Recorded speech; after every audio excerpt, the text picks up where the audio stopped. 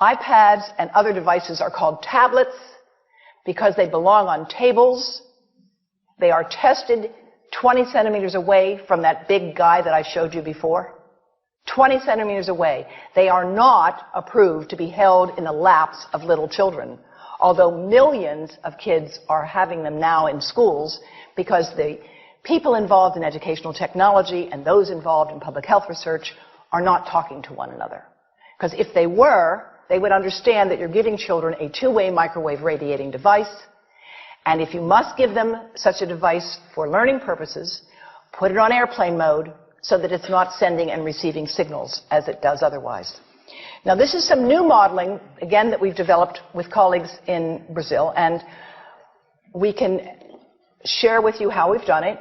We first start out with the MRI and create the model with 1 millimeter voxels, and this is quite a bit of work goes into creating this, and here is what it looks like after a period of 6 minutes.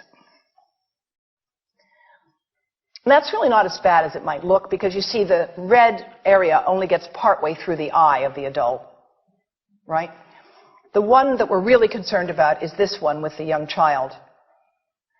And this is a 3-year-old brain that we modeled.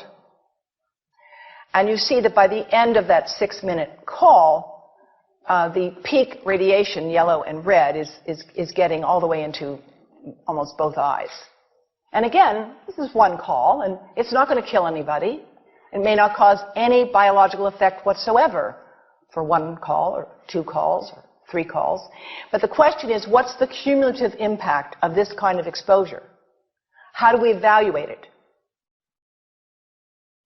And I want to show you an example of some of the work that we are doing now that I'm releasing here for the first time. And this is a modeled microwave radiation dose of a 6-year-old with greater levels to the frontal and temporal lobes, eyes and cheek. And watch this here. Now, yellow, white, and red are the hottest, all right? And if you look carefully, you will see it's going into the eye, the nose. Do it again, just so you'll get to see it. And partly into the brainstem. Now, that's just showing you that there's going to be some exposure into that area of a young head. It doesn't tell you that there's any biological effect, right? Now, the next slide is going to show you something that might be of interest to students and faculty here. And that has to do with exposure to the reproductive organs. We call them the gonads. I think you say the testicles. And bone marrow. And look here at the radiation as it gets into the groin area. And that's just from having a mobile phone modeled into the pocket. And this, again, is based on a normalized SAR with I think we had a dipole antenna. Now, the breast.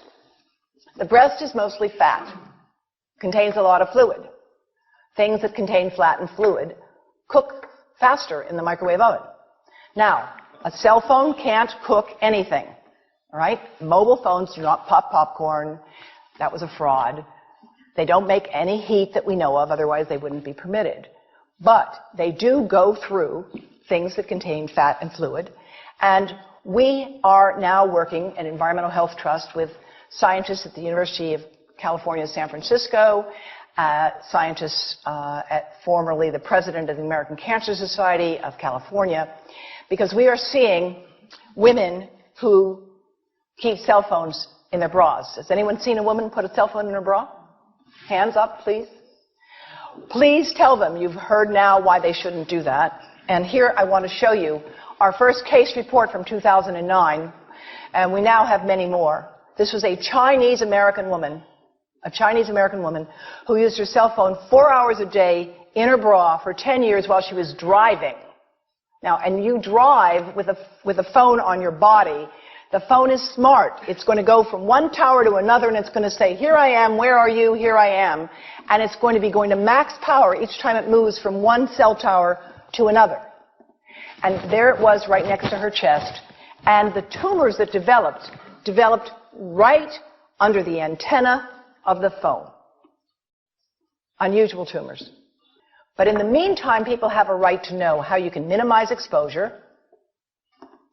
And again, I think this information is available on our website, will be available on yours.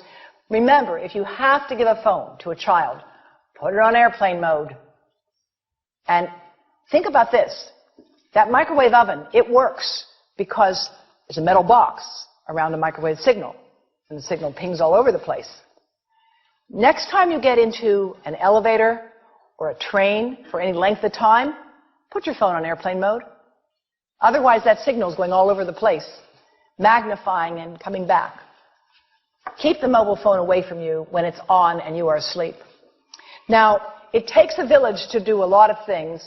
These are some of the people whose materials I've used today with their permission, and I can't read this list to you, but I want you to know that I feel really honored to be working with some of the most talented people in the world on this issue. And they have given me permission to share these materials with you. And I leave you with this thought from Albert Einstein. The world is not dangerous because of those who do harm, but because of those who look at it without doing anything.